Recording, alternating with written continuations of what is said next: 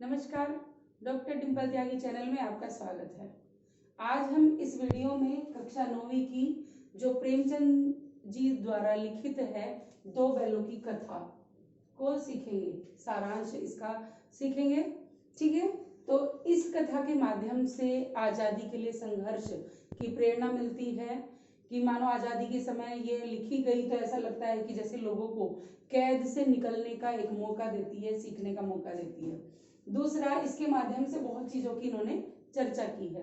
तो जैसे शुरू करते हैं कि यहाँ पर गधे को, इस पाठ में गधे को बेवकूफ जानवर की गिनती में रखा गया है कि गधा कैसा है, सबसे मूर्ख माना गया है, लेकिन साथ साथ उसको ऋषि मुनि भी कहा गया है। क्यों कहा गया है? क्योंकि ऋषि मुनि की तरह वह शांत रहता है, उसे कभी परेशान होते हुए नहीं दिखा। वह दोनों स्थितियों में, सुख और दुख में एक जैसा रहता है। कुत्ते की भी चर्चा की है, कुत्ते को भी पालतू जानवर तो कहा ही है, साथ में गरीब जानवर भी बताया है। उसके आगे उन्होंने गाय को भी सीधी बोला है, लेकिन कहा है कि गाय भी कभी कभी सींग मारती है, क्योंकि जब कभी कोई उसके बच्चे को छेड़ता है तो वह भी सींगनी का रूप धारण कर लेती है। लेकिन बैल की जो चर्चा की है वह गधे से थोड़ा कम की है। गधा मूर्ख माना है, लेकिन जो बैल है वह उससे थोड़ा कम है, जिसको बच्चा का ताऊ भी बोला है। कम क्यों है? क्योंकि बैल भी कभी कभी क्रोधित हो जाता है, उसको भी क्रोध में आते देखा है, सींग मारता देखा है। ठीक है, तो इस तरह से पाठ की शुरुआत होती है। यहाँ पर इन्होंने अपने देशवासियों के लिए भी बोला है कि भारतीय कुछ अफ्रीका में रहते हैं जाकर के, तो वहां पर दक्षिण अफ्रीका की चर्चा की है चैप्टर में। तो वो कहते हैं कि वहां बेचारे अपने पेट पालते हैं, बड़ी ईमानदारी से काम करते हैं, लेकिन फिर भी उन्हें दुत्कारा जाता है, फटकारा जाता है, मार पिटाई की जाती है। वो क्या करते हैं? कुछ नहीं करते, बेचारे गरीब अपना गुजारा करने की कोशिश करते हैं, लेकिन ईंट का जवाब अगर पत्थर से देना जानते तो शायद उनकी भी गणना बुद्धिमानों में होने लगती। जैसा कि जापान की मिसाल इन्होंने दी है कि एक ही घटना से वह मतलब गिनती में आने लगा बुद्धिमानियों की या सबसे श्रेष्ठ की। तो ऐसे ही कुछ घटनाएं इन्होंने दी हैं। यहाँ एक कहानी के माध्यम से आपको इस पाठ को मैं सिखाऊंगी बेटा। तो एक झूरी नाम का किसान है, व्यक्ति है, उसके पास दो बैल हैं। दोनों बैलों के नाम है, एक का नाम है हीरा और दूसरे का नाम है मोती। ठीक है बेटा, तो मालिक कौन है इनका? झूरी। अब ये जो कहानी है, इस कहानी को इन्होंने 5 खंडों में बांटा हुआ है, तो मैं आपको एक एक करके सारे बताऊंगी। समझ में आ गई कि मालिक जो है वो झूरी है और उसके दो बैल हैं, जिसका नाम है, एक का हीरा और दूसरे का मोती। अब शुरू करते हैं कि हीरा और मोती को झूरी क्या करता है? अपने साले को दे देता है, यानी गया के घर चले जाते हैं। गया कौन है? उसकी, झूरी की पत्नी का भाई। उसको भी काम के लिए बैलों की जरूरत पड़ी होगी, तो वो लेने के लिए आया और झूरी ने वो दोनों बैल उसको दे दिए। अब गया के घर दोनों बैल रास्ते में जब जाते होते हैं तो मन में ये सोचते हैं कि न जाने झूरी ने हमें क्यों दे दिया। अगर उसको और ज्यादा काम की जरूरत थी तो हमसे ज्यादा काम ले लेता, लेकिन बेचने की क्या जरूरत थी, क्योंकि पशु हैं, इतनी बात नहीं जानते। ठीक है, तो उनको लगा कि शायद झूरी ने हमें बेच दिया। इस तरह का मन में विद्रोह भाव रखते हुए वो बढ़े जा रहे हैं। झूरी के घर, गया के घर पहुंच जाते हैं। वहां जाकर उनको खूंटे से बांध दिया जाता है। खाने के लिए जो चारा डाला जाता है उसमें वह दोनों मुंह देखने के बाद मुंह तक नहीं डालते, बैठे रहते हैं, सोच में पड़ जाते हैं क्या किया जाए, क्या किया जाए। दोनों ने निर्णय किया इशारों इशारों में, मूक भाषा में, कि रस्सी को तोड़कर भागा जाए। तो दोनों वहां से रस्सी तुड़ा करके भाग निकलते हैं। दोनों वहां से रस्सी तुड़ा करके रात में भागकर अपने घर वापस, यानी झूरी के घर आ जाते हैं। झूरी बाहर बैठा होता है तो वो चरनी पर आकर खड़े हो जाते हैं। अब जैसे ही झूरी दोनों बैलों को देखता है तो बड़ा खुश हो जाता है, गदगद हो जाता है। सारे गांव वाले, पड़ोस वाले जो लड़के हैं वो इकट्ठा हो जाते हैं और दोनों बैलों की बड़ी तारीफ करते हैं। कहते हैं ये पशु नहीं है बल्कि इंसान है। कोई अपने घर से गुड़, कोई चोकर, कोई रोटी, ये सब खाने की चीजें उन दोनों बैलों के लिए लेकर आते हैं। बल्कि इतना नहीं कि उनको अभिनंदन पत्र तक भेंट किया जाता है कि इन्होंने बड़ा ही वीरता का काम किया है जो ये वापस दौड़कर अपने घर आ गए। पत्नी उनको नमक हराम बताती है। किसकी पत्नी? झूरी की पत्नी। वो कहती है कि ये दोनों नमक हराम है, काम नहीं कर पाए, कामचोर हैं, इसलिए भागकर वापस आ गए।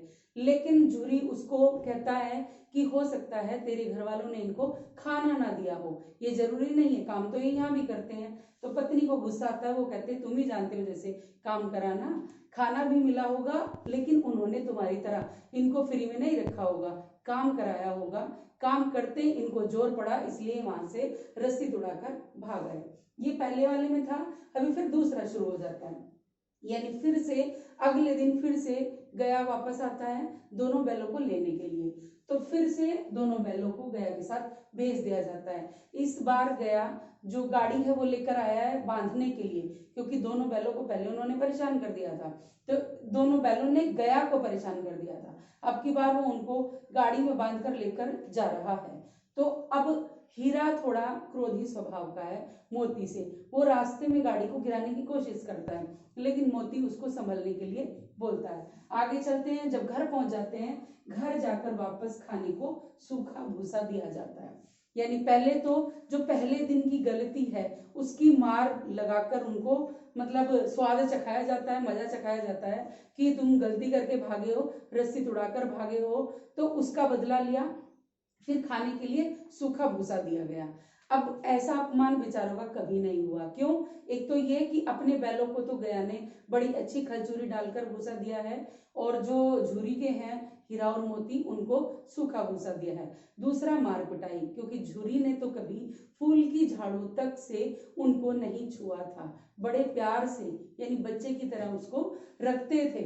ठीक है, अब इतना परेशान होने के बाद वो बहुत ज्यादा विद्रोही हो गए, मानो उनकी आंखों में विद्रोह की आग ज्वाला भड़क रही थी। एक दूसरे से फिर मूक भाषा में बातें करते हैं। भूसा जो उनको मिला था खाने के लिए वह उन्होंने खाया नहीं। दोनों ने नाद की तरफ मानो नजर तक नहीं डाली, बैठ गए, सोचते रहे क्या किया जाए। तभी घर से एक अंदर से एक छोटी बच्ची निकली जो 2 रोटी देकर उनको चली गई। अब जो छोटी बच्ची है वह भैरों की लड़की है, यानी उसी घर की का जो बेटा है उसकी लड़की है। वो 2 छोटी बच्ची रोटी जो देकर गई थी, मानो बैलों की भूख तो उससे क्या शांत होती, लेकिन जैसे उनके मन को संतोष पैदा हो गया। यानी रोज बेचारे वहां पर पड़े तो रहते ही थे, ठीक है, तो जब वो 2 रोटी देकर चली जाती तो उनको संतोष मिलता, सुख मिलता, यानी वो कमजोर नहीं हो पाए थे। उन रोटियों में मानो इतनी बरकत थी। ठीक है, तो उन्होंने सोचा कि रस्सी को चबाकर ही तुड़ाकर यहाँ से भाग जाएं। तो उन्होंने एक रात में बैठकर यह सोचा कि चलिए काम करते हैं, यहाँ से आजादी लेते हैं। तो उन्होंने सोचा इतनी मोटी रस्सी पगैयों को कैसे तोड़ा जाएगा। तो दोनों ने मानो मूक भाषा में इशारा करके पता कर लिया कि एक काम करते हैं कि रस्सी को चबाते हैं पहले, फिर एक झटके में टूट जाएगी। तो उन्होंने क्या किया, रस्सी को चबाया, चबा करके थोड़ा कमजोर किया, फिर झटके मारे फिर भी नहीं टूटी। तब तक वो छोटी बच्ची जो थी वह अंदर से बाहर आई, उसने देखा कि ये भागने वाले हैं। अब वो आकर उनके पास खड़ी हो गई, उनको सहलाया, तो दोनों ने मानो बड़ा आत्मीयता का अनुभव किया, बड़े खुश हुए। लेकिन वो सोचते थे कि अगर हम यहाँ से भाग गए तो जो सारा जुर्म है वो इस लड़की पर मढ़ दिया जाएगा और बाद में इसकी पिटाई होगी। उस बच्चे ने क्या किया, लड़की ने क्या किया कि उनकी रस्सी खोल दी और बोल दिया कि आज तुम्हारे नाक में नकेल डालने का यहाँ पर इन्होंने चर्चा की हुई है, अगर बचा सकते हो अपने आप को तो बचा लो, मैं खोले देती हूँ, तुम भाग जाओ। अब वो दोनों क्या करते हैं, लड़की जब रस्सी खोल देती है तो वो दोनों वहां से भाग निकलते हैं। पीछे से वो शोर करती है कि ओ दादा देखो फूफा वाले बैल भागे जा रहे हैं, यानी दोनों बैल आगे निकल गए। वो पीछे से मतलब देखता है लेकिन उनको पकड़ नहीं पाता। ठीक है, तो वो वहां से निकल जाते हैं। निकलने के बाद जब वो आगे चलते हैं, आगे जाकर के तो उन्हें सांड मिलता है रास्ते में। अभी यहाँ से तीसरा प्रसंग इसका शुरू हो जाता है कि वहां से तो आजाद हो गए, बिल्कुल जंगल में घूम रहे हैं खुले, दोनों, तो उनको एक सांड मिलता है। अब सांड को देखकर दोनों आपस में देखने लगते हैं कि हम तो इतने सामर्थ्यवान है ही नहीं, इसका मुकाबला हम कैसे करेंगे। लेकिन चूंकि कहते हैं एकता में शक्ति होती है, तो उन्होंने सोचा कि क्यों ना हम दोनों मिलकर इस पर वार करते हैं, कि एक दाहिनी ओर से, एक बाईं ओर से, एक आगे से और एक पीछे से, इस तरह से एक साथ जब इस पर वार करेंगे तो हमें सफलता जरूर मिलेगी। उन्होंने ऐसा मन में विचार कर लिया। तो सांड जब आया, डोंकता हुआ चला आ रहा था, जोर जोर से बोलता हुआ, तो दोनों ने मिलकर उसका मुकाबला किया। दोनों ने एक साथ उस पर वार किया और उस पर विजय प्राप्त की। सांड मानो जैसे अधमरा सा होकर जमीन पर गिर गया। हीरा उसको फिर मारना चाहता था। मोती ने कहा कि नहीं, ये हमारे नियम के खिलाफ है, क्योंकि गिरे हुए वैरी पर भी सींग नहीं चलाते, ठीक है, उसको भी नहीं मारते। अब सांड से जब पीछा छूट जाता है तो दोनों को भूख लगी होती है, क्योंकि एक तो लड़ाई करने में मेहनत की है, दूसरा कई दिनों से भूखे थे, वहां पर सूखा भूसा मिलता था जो खाया नहीं था, पेट नहीं भरा था जिससे। तो उन्हें एक मटर का खेत नजर आता है, तो दोनों मटर के खेत में घुस जाते हैं। मोती मटर के खेत में बाहर रहता है, हीरा अंदर चला जाता है। मोती बाहर है तो मटर के खेत में दोनों जब मटर खाते होते हैं, तो अंदर की तरफ जो घुसा हुआ है हीरा, जब खेत का मालिक आ जाता है और खेत में कीचड़ है, तो पैर धसे होने के कारण वो जल्दी से बाहर नहीं निकल पाता। बाहर ना निकलने की वजह से तो हीरा पकड़ा जाता है। अब मोती दोस्ती निभाने के लिए दो वहीं खड़ा रहता है और वो कहता भी है कि तू जा, लेकिन वो नहीं जाता। वो दोनों ही वहां पकड़े जाते हैं और खेत का मालिक, जो मटर की खेत का मालिक है, वह दोनों को कांजी हाउस में कैद करा देता है। कांजी हाउस एक ऐसी जगह है जहां पर आवारा पशुओं को डाल दिया जाता है। ये बात समझ में आ गई? आवारा पशु मतलब जो खेतों का नुकसान करते हैं, भागते इधर उधर घूमते रहते हैं जंगलों में, फसलों में कुछ होने नहीं देते, उनको क्या करते हैं किसान पकड़कर एक ऐसी जगह बंद कर देते हैं जहां से निकलकर वो फसल का नुकसान न कर पाए। उस जगह को इन्होंने कांजी हाउस बोला है, ठीक है, वहां उनको कैद कर दिया गया।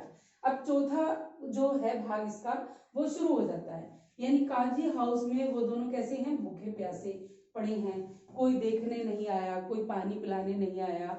एक क्या है, जो वहां चौकीदार है वो कभी कभी हाजिरी लेने आ जाता है। हाजिरी क्यों लेने आता है? शायद ये देखने के लिए कि कोई पशु यहाँ से भाग तो नहीं गया, ठीक है। तो वहां पर अब हीरा ने सोचा कि ऐसे तो यहाँ नहीं पड़ा रहा जाएगा, एक काम करते हैं, इस दीवार को तोड़ के बाहर निकलते हैं।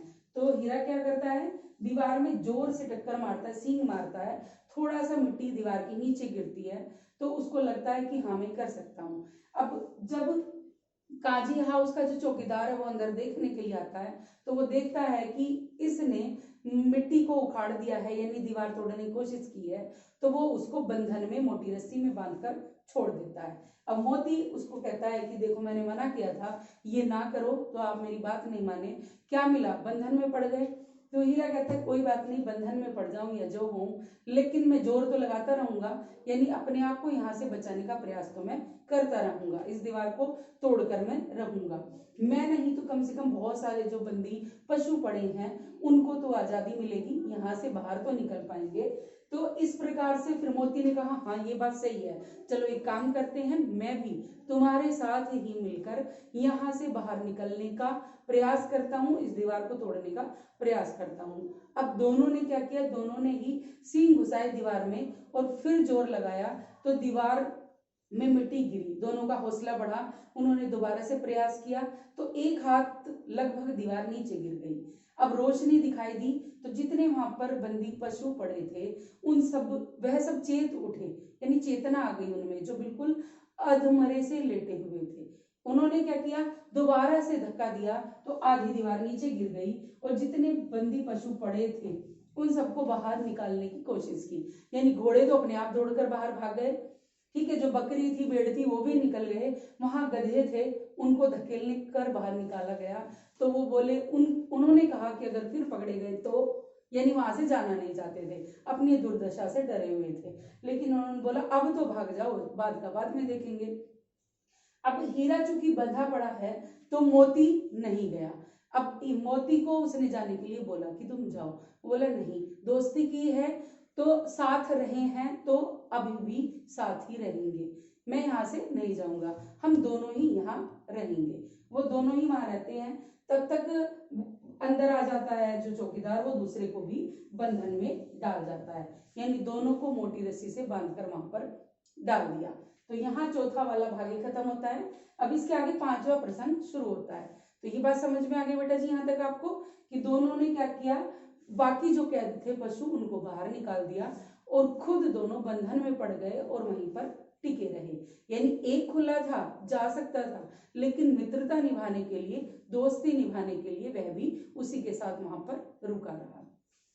अब दोनों को लगभग 1 सप्ताह कैद हुए हो गया, यानी काजी हाउस में लगभग 1 सप्ताह हो गया बंद। वहां ना खाने को था ना पानी था, कभी कभी पानी ही पिला जाया करता था, खाने को कुछ नहीं था। दोनों की मानो ठठरियां निकल आई थी, ठठरियां बोलते हैं हड्डी को, यानी दोनों कमजोर हो गए थे, दोनों की हड्डियां बिखर गई थी। एक दिन बाड़े में क्या हुआ, डुगी बजने लगी, ठीक है, डुगी जो डुगडुगी बजते हैं उसको बोलते हैं। तो नीलामी के लिए दोनों बैलों को बाहर निकाला गया। नीलामी होने के लिए जब बाहर आए तो सारे लोग देखकर उनको मुंह पिचकाकर चले जाते, क्योंकि इतने कमजोर बैलों को कौन खरीदता।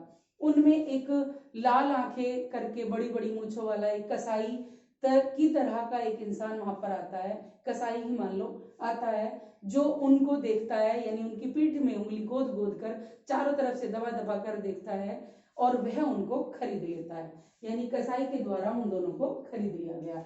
किन दोनों को, हीरा और मोती को। अब कसाई दोनों को लेकर आगे निकलता है।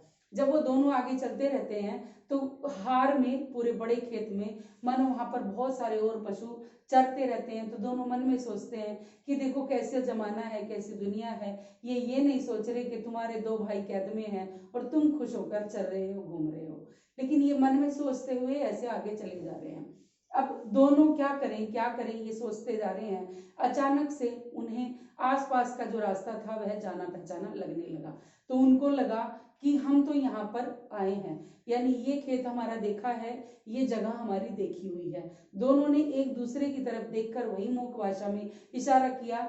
दोनों को लगा ये हमारी जगह है। दोनों दौड़कर जाकर के भागकर अपने घर पहुंच गए। तो वहां जाकर देखा कि जो झूरी था वह बैठा हुआ धूप सेक रहा था। जब झूरी ने दोनों बैलों को देखा अपने सामने खड़े हुए तो वह गदगद हो गया, यानी खुश हो गया और दोनों के माथे चूमे दोनों को गले लगाने लगा। उधर कसाई दौड़कर आता है और वो कहता है कि ये दोनों बैल मेरे हैं। तो झूरी ने कहा कि आपके क्यों हैं? बोला मैं इनको मवाशी खाने से खरीद कर लाया हूँ। तो झूरी ने उसको डांटा फटकारा और बोला बैल मेरे हैं, मैं बेचूंगा तो बिकेंगे, किसी की ताकत नहीं है जो इनको बेच दे, ठीक है, यहाँ से तुम चले जाओ। तो वो कसाई फिर भी जबरदस्ती करता रहा कि नहीं, बैल मैं खरीद कर लाया हूं तो मेरे ही हैं। अब दोनों बैलों ने, हीरा और मोती ने, उस कसाई के पीछे दौड़कर, मानो उसे मारने के लिए उसके पीछे दौड़े, उसको बहुत दूर तक दौड़ाया और गांव की सीमा पर खड़े होकर के ऐसे अपनी वीरता का प्रदर्शन किया कि जैसे अगर ये आएगा तो हम इसे मारेंगे ही। तो कुल मिला के कहां से शुरू हुई थी? हीरा और मोती की कहानी झूरी से शुरू हुई थी। अब इतना विचारों ने संघर्ष किया इन 5 प्रसंग में और अंत में कहां पर आ गए? वापस वही झूरी के घर। यानी अभिप्राय क्या है कि आजादी के लिए बड़ा संघर्ष करना पड़ता है, बड़ी मेहनत करनी पड़ती है, और वो हिम्मत जो आप अंदर से जुटाते हो वही मानो सफलता का मूल मंत्र भी है। तो इस कहानी के माध्यम से लेखक प्रेमचंद जी ने एक आजादी की तरफ इशारा तो किया ही है, साथ साथ ये भी बताया है कि आजादी सरलता से नहीं मिलती, आसानी से नहीं मिलती, उसके लिए मेहनत आपको करनी पड़ती है। तो बेटा जी मुझे आशा है कि ये सारांश आपको समझ आ गया होगा। इससे संबंधित जो महत्वपूर्ण प्रश्न उत्तर है वह मैं आपको नेक्स्ट वीडियो में बताऊंगी। धन्यवाद।